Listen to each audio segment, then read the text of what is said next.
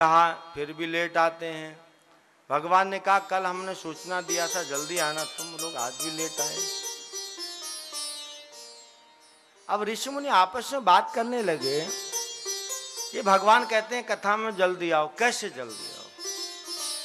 हमको सुबह उठना, फिर अपना नित्य कर्म करना, भजन करना, लकड़ी लाना, भिक्षा करके लाना, फिर भोजन बनाना, ठाकुर जी को भोग लगाना, तो उसमें तो टाइम लग ही जाता। को हम तो सोए तो रहते नहीं, टाइम से कैसे आए? दूसरा ऋषि बोला लेकिन जो कथा करने वाले हैं वो भी तो टाइम से आ जाते हैं ना, रामचंद्र जी तो कथा करने टाइम से आ जाते हैं। तो दूसरा ऋषि बोला टाइम से क्यों नहीं आएंगे, उनको तो पका पकाए मिलता है ना। सीता पकाने वाली है, वो लक्ष्मण सब काम कर देता है, पानी भर देता है, लकड़ी ले आता है। तो ऋषि मुनियों में चर्चा हुई, अगर वो तो आज भी बोलेंगे फिर तो क्या कहेंगे? तो ऋषियों ने मीटिंग बैठाई, कहा अगर आज कहेंगे तो उनको बोलेंगे जैसे आपके पास एक सीता है, अपने पास भी एक बीवी होनी चाहिए। एक एक पत्नी हमको दे दो, टाइम से खाना बना के दे देगी, हम टाइम से कथा सुनने आए। और ये ऋषि मुनि जब कथा सुनने के लिए गए, बैठे, भगवान ने कहा तुम लोग आज भी लेट आए। तब सब ऋषि मुनियों ने एक स्वर में कहा, बिंदे के बासी उदासी तपोव्रत धारी, महामुनि नारी दुखारे, गौतम तीय तरी तुलसी, सुकथा सुनि भय मुनि वृंद सुखारे। वह शिला सब चंद्रमुखी, परसय पद मंजुल कंज तिहारे, कीनी भली रघुनायक ज्यों, करुणा करी कानन को पगुधारे। अगर आप चाहते हो हम कथा में टाइम से आए, जैसे आपके पास एक बीवी है हमको भी दो। हमने सुना है पत्थर का स्पर्श करने से, आपका चरण जब किसी पत्थर का स्पर्श करता है तो नारी प्रकट होती है। हम ये थोड़ी कह रहे हैं कि कहीं से नारी ला के दो। हम विंध्याचल पर्वत के ऋषि मुनि हैं, हम एक एक पत्थर लेके आते हैं, आप सिर्फ पांव लगा दो उस पर और नारी प्रकट होगी हमारी सेवा। विंध्याचल पर्वत पर पारसमणि पत्थर पाया जाता है। पारसमणि की पहचान क्या है? लोहे पर स्पर्श करने से लोहे को सोना बना देता है। पारस परस कुधात सुहाई, शट सुधरई सत संगत पाई। पारस परस कुधात सुहाई, शट सुधरई सत संगत पाई। सब एक एक पत्थर लाके आए। जिसको लंबी बीबी चाहिए थी लंबा ले आया, मोटा चाहिए था बड़ा पत्थर ले आया, किसी को छोटी चाहिए थी छोटा लाया, किसी को खिटखिट करने वाली तीखा पत्थर लेके आया। कई लोगों को खिटखिट करने वाली बीबी अच्छी लगती है, दिन भर कचकच करे। तो जिसको जैसा स्वभाव पसंद था, अपने स्वभाव के अनुसार सबने एक एक पत्थर पकड़ के रखा और भगवान से कहा रखो अपने पास। और भगवान ने ऋषि मुनियों के मुख से जब ये बात सुनी, भगवान बड़े दुखी हो गए। ये लोग मेरी कथा सुनने थोड़ी आते हैं, ये तो मेरी बीवी को देखने के लिए आते हैं, मेरे भाई को देखने के लिए आते हैं, यहाँ क्या हो रहा है ये देखने के लिए आते हैं। भगवान को बहुत दुख हुआ, विचार करने लगे इन लोगों ने अपना घर बार छोड़ा, अपना परिवार छोड़ा, लाखों सालों की तपस्या, लेकिन इन मेरी सीता को देख करके इनके मन में ये भाव क्यों आया? इसका कारण क्या है? भगवान ने कारण ढूंढा और निष्कर्ष से निकला, ये जो सीता मेरे साथ रहती है यही मेरे भक्तों के बिगड़ने का कारण है, इसलिए मुझे सीता का त्याग करना पड़ेगा। तब प्रभु ने उस वक्त मारीच को पुकारा, जिसको विश्वामित्र के यज्ञ में बिना फर के बाण से 100 योजन दूर फेंक दिया था। और भगवान ने उसको आदेश दिया, मारीच मेरी लीला तक गई है, इस लीला का विस्तार कर दे तू। अब जैसे प्रभु ने आज्ञा दी, उसने मनी मन प्रभु की आज्ञा को शिरोधार्य किया और भगवान की लीला शुरू हो गई। सुन मारीच निशाचर भाई, चलो मोर संग जहां रघुराई। कुटिया में चला गया। अरे मारीच, सोने का मृग बनो। यहाँ पर भगवान की लीला का विस्तार है और फिर इस लीला पर हम जाते हैं। फिर भगवान वहां से पंचवटी में प्रवेश करते हैं। पंचवटी कहाँ है? नासिक के पास में है। और भगवान वहां सीता जी के साथ, लक्ष्मण के साथ रहते हैं। जैसे ही भगवान ने मारीच को आदेश दिया और पंचवटी में ये घटना लीला होती है। मारीच ही सोने का मृग बन करके आता है। भगवान जब वहां रहते तो एक दिन रावण की बहन वहां आई, शूर्पणखा। शूर्पणखा रावण की बहन,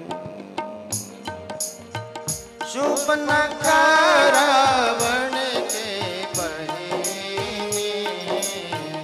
दुष्ट हृदय दारुण जस, दुष्ट हृदय दारुण जस अहिनी। पंचवटी सो गई एक बारा, पंचवटी सो गई एक बारा। देख बिकल भई जुगल कुमारा, देख बिकल भई जुगल कुमारा। लंकाधिपति रावण की बहन है शूर्पणखा, विचरण करती है वहां। पंचवटी क्षेत्र इसके अधिकार में था, ये वहां की इंचार्ज है। देखा एक कुटिया में दो पुरुष और एक स्त्री निवास करते हैं और उन पुरुषों को देख करके मुग्ध हो गए। पंचवटी कैसा क्षेत्र है। और लक्ष्मण जी कुटिया के बाहर पहरा देते थे वहां। मैथिली शरण गुप्त एक राष्ट्र कवि हुए हैं, उन्होंने पंचवटी महाकाव्य लिखा है। जो लोग ग्रेजुएशन किए हिंदी से वो लोग जानते होंगे इस बात को। चारु चंद्र की चंचल किरणें, पंचवटी का वर्णन किया। कैसी पंचवटी है भगवान। चारु चंद्र की चंचल किरणें खेल रही हैं जल थल में, स्वच्छ चांदनी बिछी हुई है अवनी और अंबर तल में।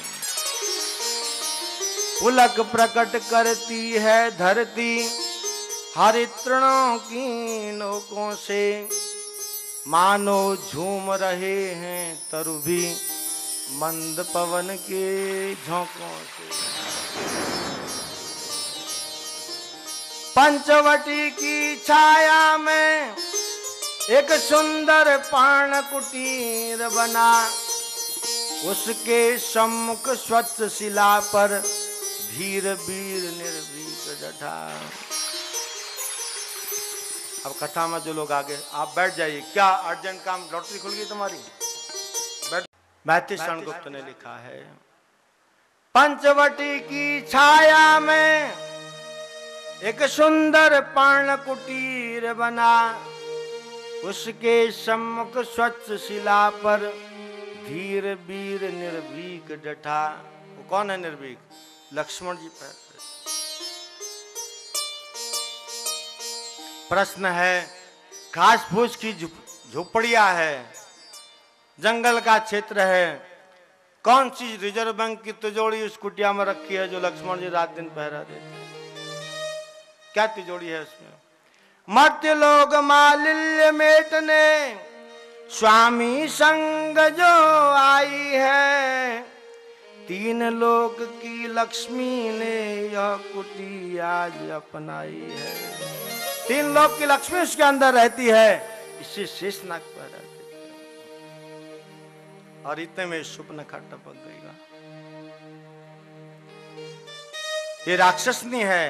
और जैसे इसने देखा दो सुंदर युवक खड़े हैं, सुंदर वेश बनाया, रुचिर रूप धरि प्रभु पग जाई, बोली बचन बहुत मुस्काई।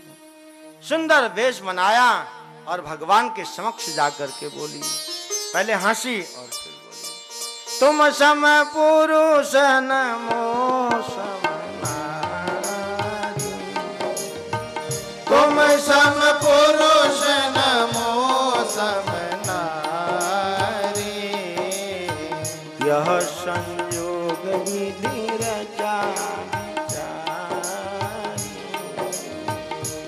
संयोग विधि रचा विचारी, मम अनुरूप पुरुष जग माही, मम अनुरूप पुरुष जग माही, देखूं खोज लोक तिहुँ नाहि, देखूं खोज लोक तिहुँ नाहि, ताते अब लगी रही हूँ कुमारी, ताते अब लगी रही हूँ कुमारी, मनुमाना कसु तुम निहारी, मनुमाना कछु तुम ही निहारी। सुंदर नकली वेश बनाया, भगवान के समक्ष आके हंसी और बोली, क्या आपके जैसा पुरुष और मुझ जैसी नारी भूमंडल में नहीं।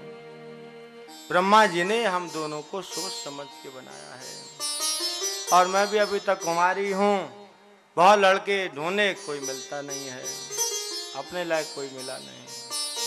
मम अनुरूप पुरुष जग माही, देखूं खोज लोग क्यों नहीं, कहीं भी नहीं मिला कोई राजकुमार, इसलिए अभी तक कुमारी हूं। लेकिन आज तुमको देख करके मेरा मन तुम पर आ गया है।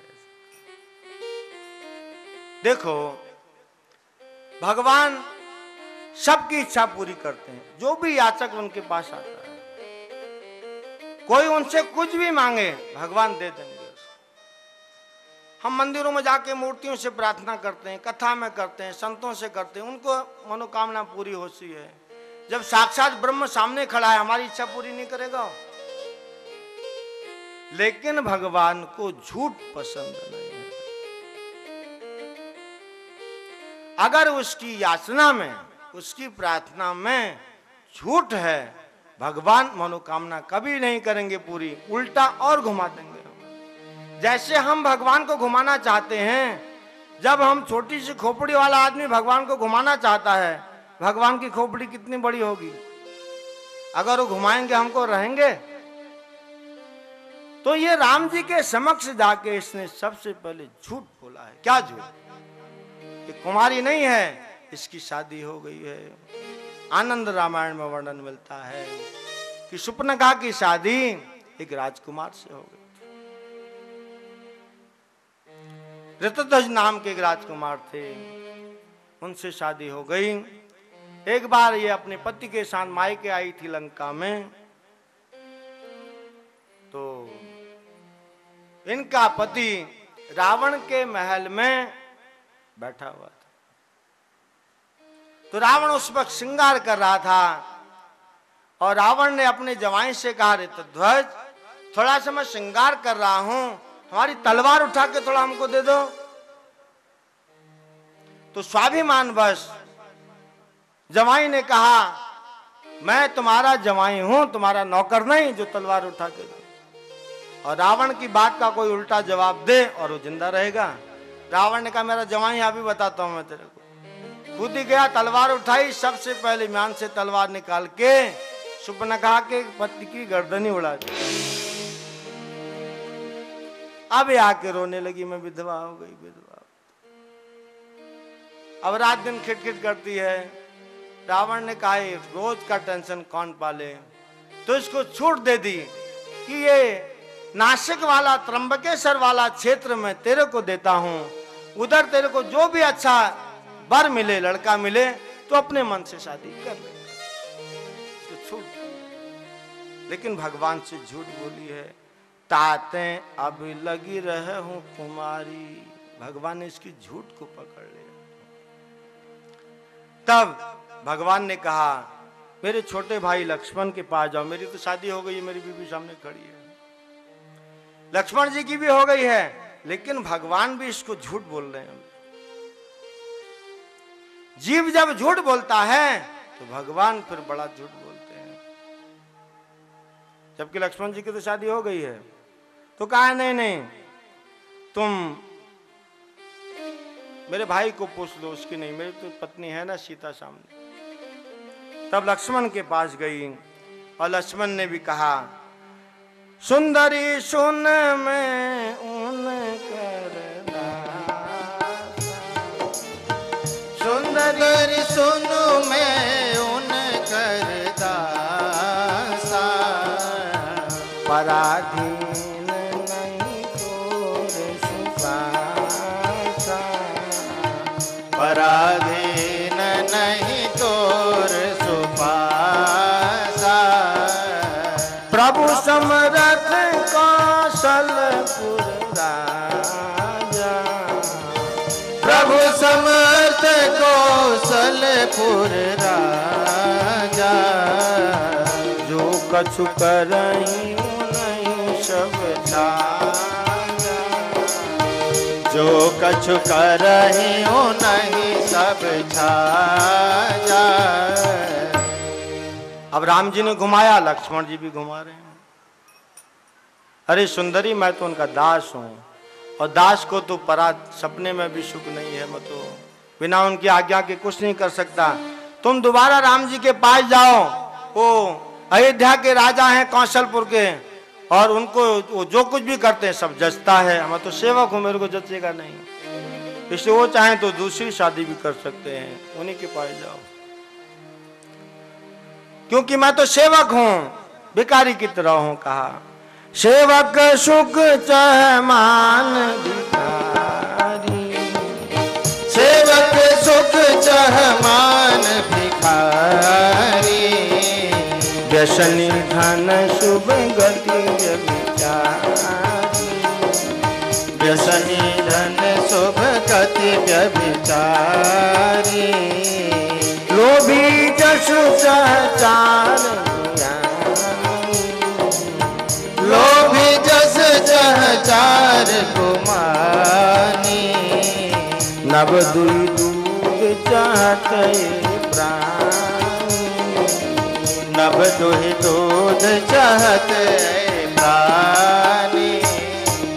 मैं सेवक हूं, सेवक सुख चाहे, भिखारी सम्मान चाहे, व्यसनी आदमी इज्जत चाहे, व्यभिचारी शुभ गति चाहे, ये कभी हो सकता है? मैं तो उनका दास हूं, मैं कैसे तुमसे शादी?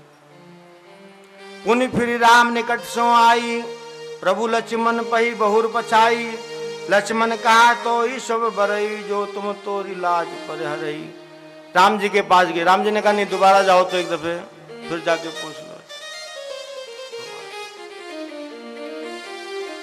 इससे भगवान से कभी झूठ नहीं बोलना चाहिए। क्या झूठ है? हमारे भारतवर्ष में जो हम विशेषकर हिंदू लोग हैं, एक आरती खूब गाते हैं, पूरी आरती में झूठ है। ओम जय जगदीश हरे, स्वामी जय जगदीश हरे, भक्त जनों के संकट, दास जनों के संकट, क्षण में दूर करे, ओम जय जगदीश हरे। एक लाइन कहा नहीं ओम जय जगदीश हरे, दूसरी लाइन में एप्लीकेशन लगा दिया ओम जय जगदीश हरे, लेकिन संकट क्षण में तुरंत दूर करे। ठेकेदार बैठे हैं इधर, भगवान का कोई और काम नहीं, तुम्हारे संकट क्षण में दूर करे। थोड़ा सा ओम जय जगदीश हरे बोल दिया, हो गया।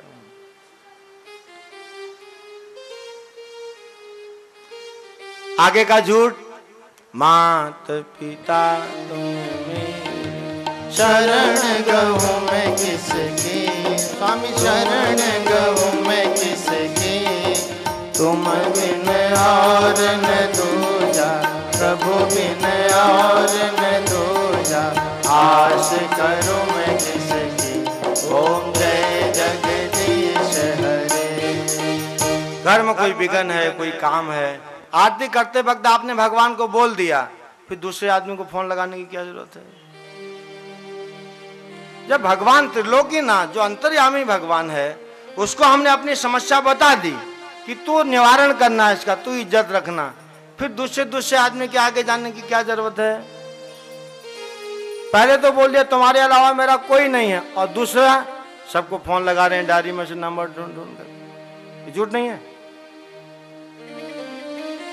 तेरा तुझको अर्पण क्या लागे मेरा, स्वामी क्या लागे मेरा, प्रभु क्या लागे मेरा। भगवान जो कुछ भी मेरे पास है सब तुम्हारा है। कैसा तुम्हारा है? मैं 3 BHK फ्लैट में रहूंगा, लेकिन तुमको मैं बालकनी में रखूंगा और 0 वाट का बल्ब लगाऊंगा जिसका बिजली का बिल भी नहीं आए। ये है तेरा तुझको अर्पण, बटुआ तुझको अर्पण, पैसा है मेरा स्वामी, पैसा है मेरा। पासबुक तुमको अर्पण, लेकिन बैंक बैलेंस है मेरा। बाहर नाम लिख दूंगा आपके नाम से, गोलोक धाम, कृष्ण धाम, राम धाम, लेकिन जिसकी रजिस्ट्री होगी वो सब मेरे नाम से होगी, स्टैम्प ड्यूटी मेरे नाम से भरी जाएगी। अरे जब भगवान के नाम से उसके नाम से रजिस्ट्री करो ना। ये झूठ नहीं है। दिन रात चिल्लाते हैं, भगवान इंच भर नहीं हिलते। कैसे हिलेंगे इतना बड़ा झूठ? मैं आपको बोलूं सब आपका है, सब आपका, आपके सामने खाते रहो। अच्छा है, इसको अपराध कहा जाता है। इसे सनातनी वैष्णवों में, गौड़ी वैष्णवों में ये आरती नहीं गाई जाती है, क्योंकि झूठ है। इससे भगवान को सच बोलना चाहिए। सच क्या है? हे प्रभु सब आपका है। महाराज मोरध्वज आरती करते थे, ओम जय जगदीश हरे, प्रभु जय जगदीश हरे, तेरा तुझको अर्पण क्या लागे मेरा। भगवान ने एक दिन विचार किया, जरा राजा की परीक्षा ला के देखो, और महल में चले गए। कहा आज हमारी मांस खाने की इच्छा है। राजा ने कहा पधारिए, मैं अभी मांस की व्यवस्था कर देता हूँ। क्या कटाऊं? बकरी कटा दूं, क्या कटा दूं, बोलो। राजा ने कहा नहीं। भगवान ने कहा राजा से, अपनी प्रिय वस्तु दो मुझे आज, जो आपका सबसे प्रिय हो उसका मांस मैं खाना चाहता हूं। तो किसी नागरिक को कटवा देता हूं। नागरिक को क्यों? अपने परिवार का कोई सदस्य बताओ ना। राजा ने कहा मेरी समझ में नहीं आ रहा मेरा प्रिय कौन है। भगवान ने कहा तुम्हारा लड़का तुम्हारा सबसे ज्यादा प्रिय है, मैं तुम्हारे लड़के का मांस खाना चाहता हूं,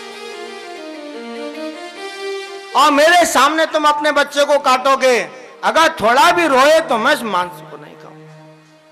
पत्रम पुष्पम फलम तोयम यो मे भक्त्या प्रयच्छति तदम भक्ति पहित पश्नामि च प्रेतात्मना।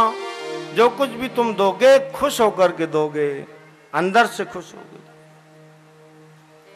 और राजा ने रानी को पूछा, भगवान ऐसा कह रहे हैं। रानी ने कहा उन्हीं का तो है, सब दे देंगे, लेकिन जब हम अपने बच्चे को काटेंगे उस वक्त मेरे आंख में पट्टी बांध देना आप, क्योंकि मैं अपने कटते हुए बच्चे को नहीं देख सकती। और राजा ने महल में अपने घर में आरी मंगाई और भगवान के सामने अपने लड़के की गर्दन चीर दी, टुकड़े टुकड़े कर दिए, किचन में पकाने के लिए रख दिया चूल्हे। जब पक करके भोजन तैयार हो गया, थाली में परोस दिया और कहा ठाकुर जी से भगवान आपका भोजन तैयार है। और देखा तो 3 थाली लगी हुई थी, भगवान की, राजा की, रानी की। भगवान ने कहा एक थाली और लगाओ। किसके लिए? अपने लड़के के लिए नहीं लगाओगे? और जब चौथी थाली लगाई, राजा से कहा अपने लड़के का नाम पुकार के बुलाओ, बेटा खाना खाने आओ। जैसे ही राजा ने पुकारा, बाहर से बच्चा खिलते हुए अंदर आ गया। भगवान किसी की वस्तु नहीं लेते।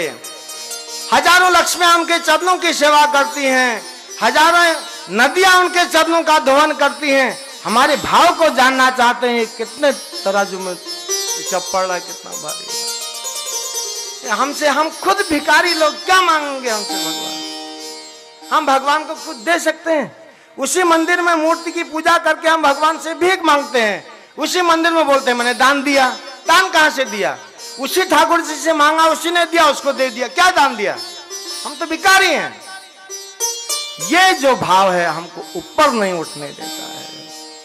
अहंग भाव, कुछ भी हमारा नहीं है, सब भगवान।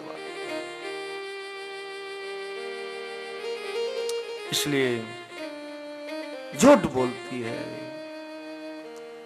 और उसका नतीजा क्या हुआ?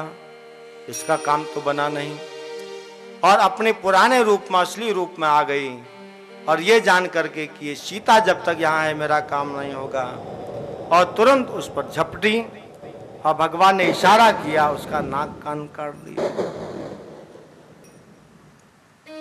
और नकटी होकर के खरदूषण के पास गई है पहले,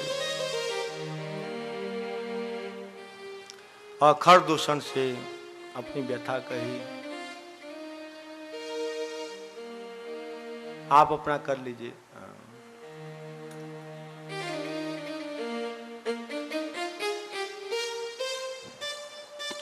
हरे कृष्ण राम है राम राम राम।